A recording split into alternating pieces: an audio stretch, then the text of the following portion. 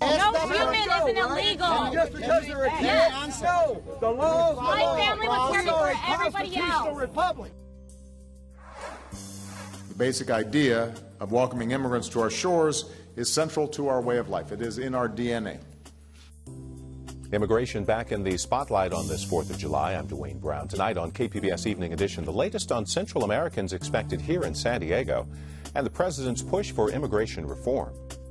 Also tonight, we'll take a look at the challenges facing the VA healthcare system here in San Diego as officials try to move veterans off waiting lists and onto doctors' offices. And international delegates meet in San Diego to protect and promote LGBT rights at home and abroad. I'm Peggy Pico. Also ahead, Oceanside Museum of Art celebrates 4 mid-century artists from San Diego. A preview of the exhibit and what it means to artists. And we'll join Father Joe Carroll for a special 4th of July celebration at St. Vincent de Paul. KPBS Evening Edition starts right now.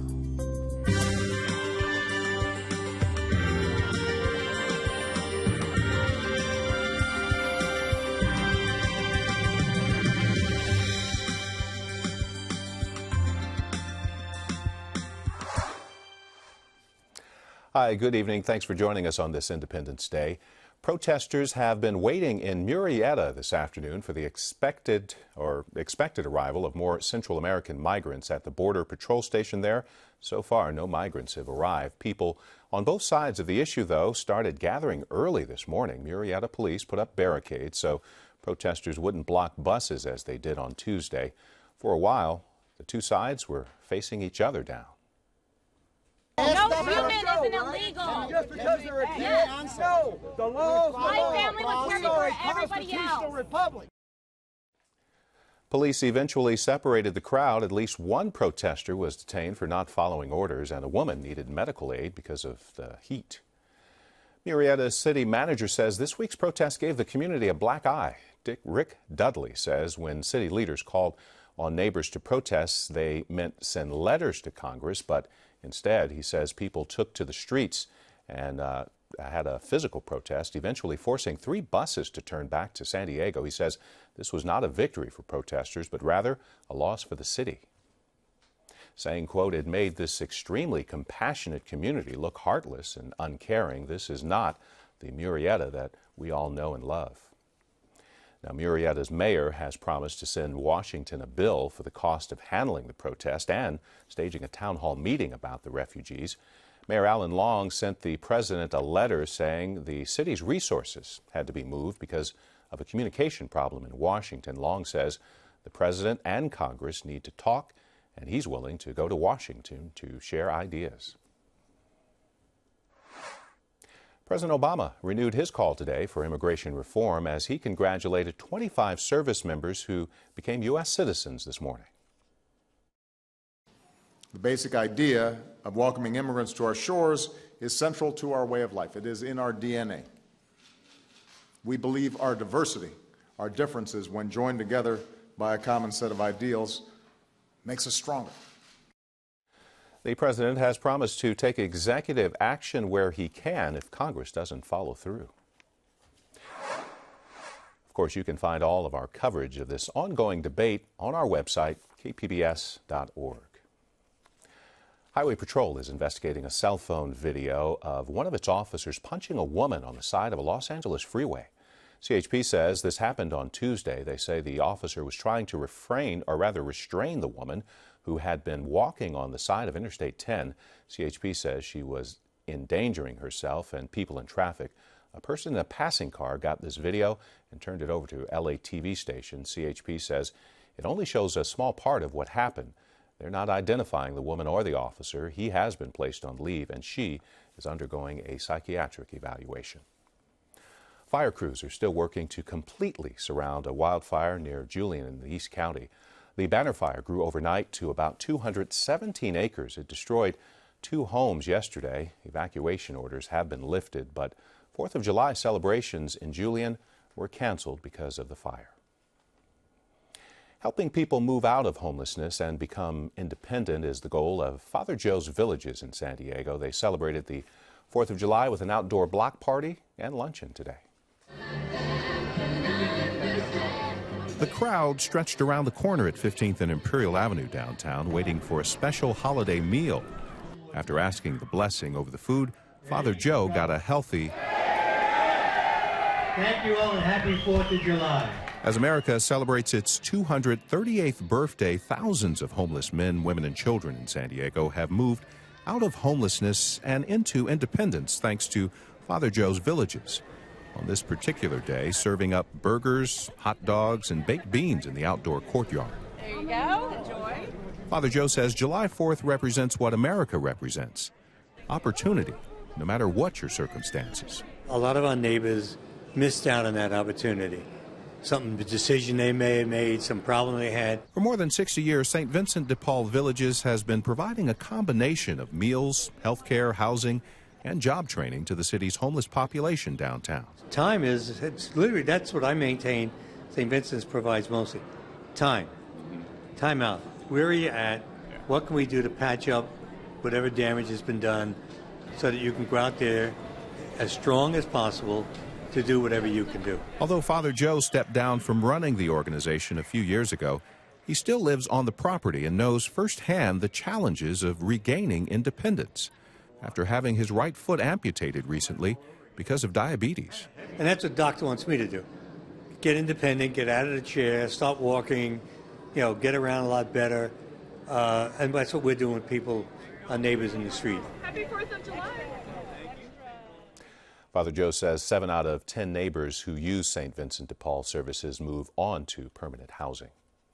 San Diego's long been known as America's finest city, but now the social media website MyLife.com has labeled us America's most patriotic city out of the 100 biggest in the nation. San Diego ranks high for its military population, how much we love fireworks, and for total spending on veterans. For weeks now, we've been covering the story of vets left waiting weeks, even months, to get their first VA medical appointment. San Diego's VA healthcare system is not under investigation, but wait times for new patients here average 44 days. KPBS health reporter Kenny Goldberg takes a look at the situation and what the VA is doing to improve. There's a constant flow of patients at the VA Medical Center in La Jolla. Now serving ticket number E3725. Inside one of the clinics, it's hurry up and wait for the patients who have appointments. Outside, ex-Marine Joel Dominguez says when he first entered the VA medical system, it took him 6 months to get an appointment. Dominguez says that's just too long. The length of time that you have to wait kind of discourages you, so you lose, I know it sounds bad, but you lose interest in trying to solve your medical issues. So you just don't have any faith in the system, so you stop trying. San Diego VA officials say the vast majority of existing patients can get in to see their primary care doctor within 2 weeks. But they admit new patients usually have to wait for 6 weeks. All right, sir, I got you confirmed on July 10th at 2 p.m. Anything else? The VA's call center in Mission Valley makes appointments for all San Diego patients. Lately, they've received more than 10,000 calls a week. The VA's Donna Fagan says operators are using antiquated scheduling software that makes it difficult to find an open appointment. Instead of it just being maybe a big calendar where you can see everybody's schedule and who's up next, if you will. No, you have to go through every single clinic. And we have thousands of clinics on our computer. Fagan says it takes a long time to master the dodgy software. But because of low pay, schedulers don't usually stick around long enough. What's the census right now, do you know? VA Medical Center Chief of Staff Robert Smith says San Diego's system faces 2 fundamental challenges. Space and resources, and that's been true of the VA in San Diego for a long time. We do well in terms of the care that we provide, but we also have the challenge that this has been a growing community of veterans for a long period of time. Patient volume in San Diego has been growing by leaps and bounds. Over the last decade, the number of outpatient visits has increased by 81%. But the VA's budget hasn't kept pace.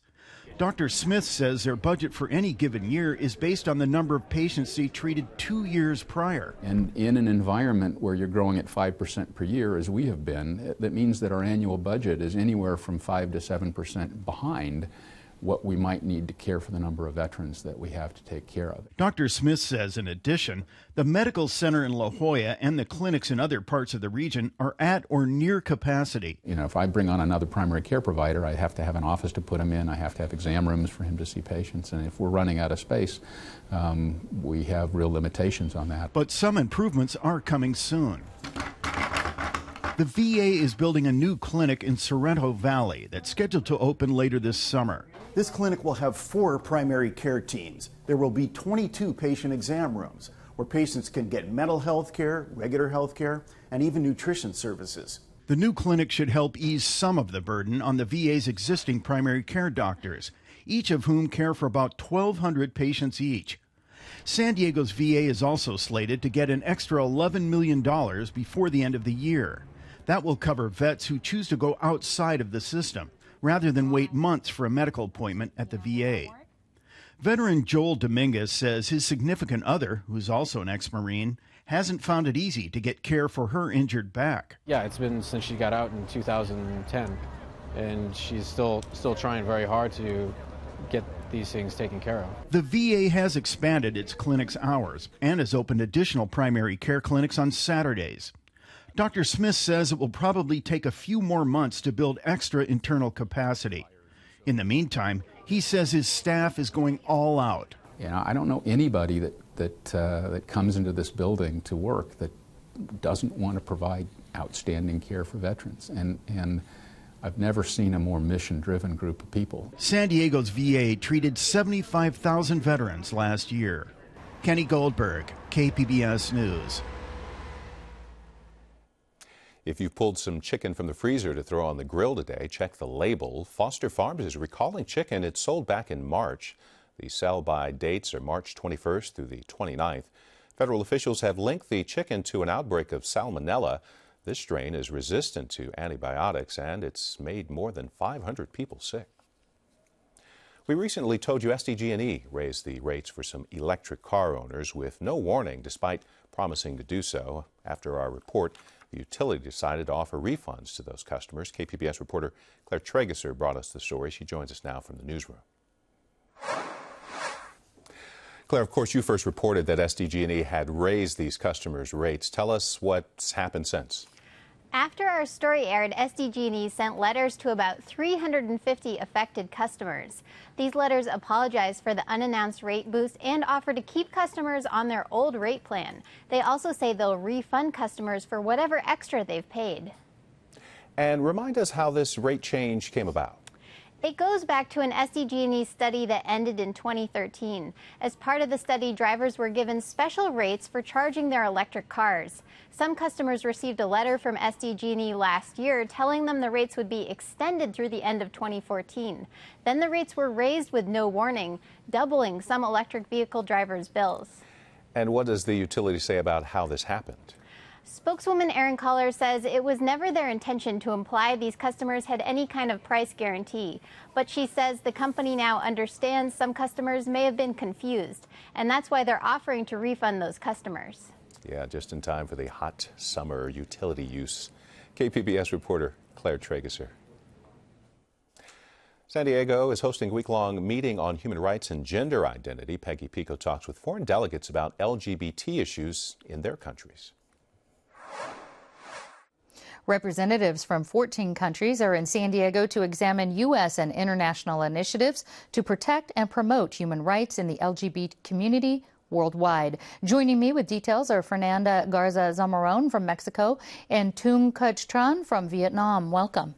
Thank you. Thank you. Now, Fernanda, what are the biggest issues in the LGBT community in Mexico? In Mexico, well, definitely religion and education. I believe that people or society in Mexico is really under that kind of ideology of if you're not with God, if you're not Catholic, you are wrong.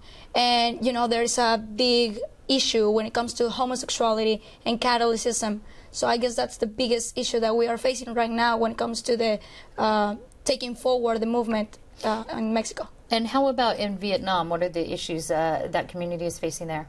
For us, this is still the stigma and discrimination and violence that we have to face. And sadly, it mostly comes from within the family and the school. And so we usually have the phone call from young people saying that, oh, my parents find out that I'm gay, I'm lesbian, and they don't want to accept me. They want to set me for treatment. They want to lock me up. They don't want me to communicate with my friends. They want me to stop hanging out with my friends. So what should I do? So that kind of thing is still happening to us in Vietnam. No, for both of you, and I'll start with you, Tung, the Christian Science Monitor says that U.S. sanctions tread lightly. That's their words on Uganda's recently passed anti-homosexual laws, which imprisons so-called repeat offenders. What message do you think this sends to your country and other countries about LGBT rights? I think in a way we are more fortunate that we enjoy a more liberal society, that we can, to some extent, we still have to, we can live as we are. But I think to the other extent that it sends a message that we have to step up, we have to fight, not only for us, but for the LGBT worldwide as well, especially for those in the country, Uganda. And what do you think about that for Mexico? Well, as I was mentioning before, Mexico is also a very more liberal country in that matter, so we are kind of more free than Uganda is right now. Still, we have that ideology of religion, and if Uganda is sending that message of we can kill you because of religion, because you're not homosexuality is wrong when it comes to religion, Mexico is definitely taking that message, because over there is just so strong that you belong to a church, that you belong to someone or something greater than yourself. What do you feel is the #1 priority you would like to see changed when it comes to human rights and the LGBT community? We'll start with you, Fernanda. Yeah, well, I would like to see more education. I would like to see people having more visibility. And I think that's only achieved through the cores, which is family. Sometimes Mexico, in general terms, is having too much issues. For example, violence and sometimes bad press or drugs or this kind of global issues, and that are neglecting it for putting equality in the first plane of the agenda on a priority. So it's definitely education. And would you agree with that, Tung, or do you think there's something a little bit different that you would see as a top priority in Vietnam? I would agree totally with that, and I also want to see more change with our people.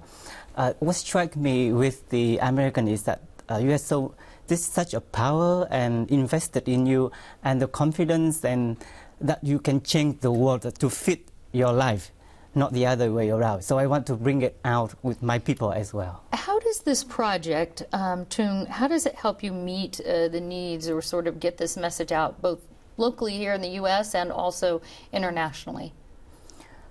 I think the trip was perfectly crafted for me and my organization. We are at the stage that the change in Vietnam allows us to work on so many issues. It opens so many doors, and with this trip that we have a chance to visit different institutions, and we learn so much, especially for me that the teaching tolerance, to building an inclusive society for all. So that's the things I want to bring back and apply in Vietnam. And Fernanda, what kind of outreach or support do you think is needed, maybe from the U.S. to other countries? Well, you know, kind of these programs like the International Visitor Leadership Program, those are very, very important that United States keeps doing it. Why? Because, you know, Mexico and United States have a very strong binational relationship. But there's a fine line in which United States cannot go and implement policies in Mexico or in other countries. So by empowering leaders like us and giving us training, we can take the best things that America has to our countries and make them reach to the stars. Yeah. All right. Well, Fernanda and Tung, thank you so much. Thank you. Our pleasure. Thank you. Thank you for having us. Some sad news tonight from SeaWorld. One of its beluga whales has died. Ruby was part of the Wild Arctic exhibit. Park visitors could even get in the water with her. Belugas usually live about 32 years in the wild. SeaWorld says Ruby was 38 years old and gave birth to another beluga back in 2010.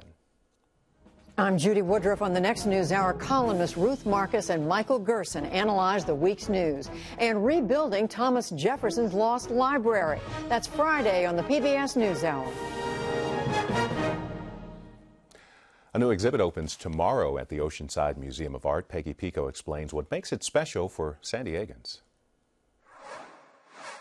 The Oceanside Museum of Art, or OMA, celebrates the historic, challenging, and popular art of 4 mid-century artists and friends: Richard Allen Morris, John Baldessari, Bob Matheny, and Russell Baldwin, who lived and worked in San Diego. Joining me with a preview of Spitting in the Wind exhibition are curator Dave Hampton and OMA's deputy director and chief curator Tara Smith. Welcome to Evening Edition. Dave, when did these artists create most of their work, and what are they best known for? Well, I think they became friends and showed in a lot of the same exhibitions starting here in the late 1950s. And they have a lot of different styles. So between the 4 of them, there's really no way to categorize. There's sculpture and painting and conceptual idea art, events. It's a really wonderful mixture. You mentioned that they were friends. Did they influence each other as artists? I think that in some ways they must have influenced each other a bit, but I would say that they were digesting the same outside information from the larger art world and processing that here. So you see similar qualities. We have picked out some pieces where I felt like there was a bit of a commonality and highlighted those. And we're seeing John Baldessari's image of the explanation of painting and drawing. That's white with the just the typing on it. Tara, give us an idea of the work displayed in this exhibition.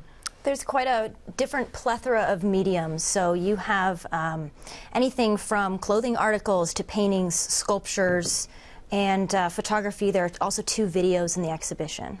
Why did you think this is a good exhibit for the Oceanside Museum of Art? Why here? As a regional art museum, this is a very important part of San Diego's art history. And Dave, as the curator, goes really in depth about these 4 gentlemen and their relationship to San Diego, which is something that's really important to the mission of our institution. As part of the exhibit, so Dave, let's talk about these artists. Are they still working? Well, there are 3 of them that are still living. Russell Baldwin is deceased. Everybody that's still around is still working very vigorously. So absolutely, they're still working. How are they regarded by the art community now? Now I think that people in the art community are familiar with most of these names. They were really pillars of this city's art world from the 1950s on. Some of them ran very important college programs at Southwestern and Palomar. John has become very, very famous and is a hugely important international art person. Richard Allen Morris has also gotten a lot of acclaim over the last 10 years, especially in Europe, where his work is very sought after. And going with the theme of the exhibit, and I'll start with you, Tara, do you think San Diego is still considered the end of the line when it comes to our art in the larger perspective? I think it depends on your geographic context, but yes, I mean, we are, and this border between the United States and Mexico, and we're that cap. And why is that? Is it just the East Coast has a more prominence, or is it just that the West Coast, or West Coast artists, I guess I should ask, are they catching up with their East Coast counterparts?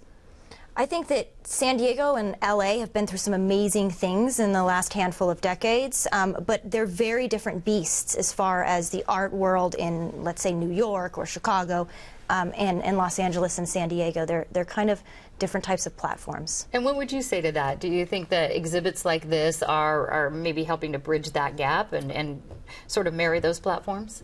Well, maybe. This is really about remembering critical history for me. Amazing artists that made a big difference in this community who are not super well remembered for those contributions. And I think that San Diego is a much smaller, there's no question, it's a much smaller art market here. It is not the kind of place that Los Angeles is, which is a major center, and that's always perhaps been a dynamic that we've been so close, but in the shadow of a larger art market like Los Angeles. All right, well, I want to let folks know that Spitting in the Wind, Art from the End of the Line, opens at the Oceanside Museum of Art on this Saturday, and runs through November 2nd. Curators Tara Smith and Dave Hampton, thanks so much. Thank you. Thank you, Peggy. We've actually had some stormy weather around parts of the county today, with showers in the mountain and desert areas. For the rest of the weekend, though, nice and warm along the coast, mostly in the upper 70s. Mid-80s for the inland valleys with a mix of sun and clouds, as you can see. More thunderstorms in the mountains expected, temperatures in the 80s. Thunderstorms for the desert, too, clearing as we head into next week with triple-digit temperatures.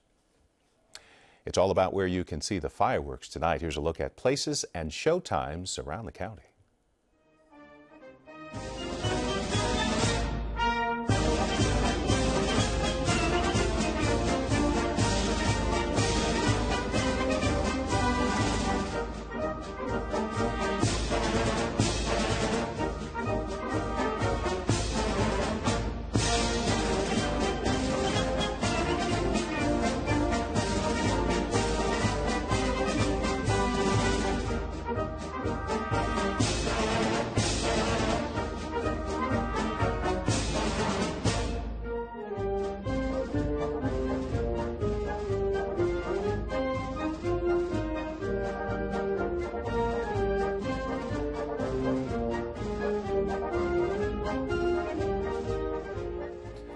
Have a safe and happy 4th. Thanks for joining us. Have a great weekend as well.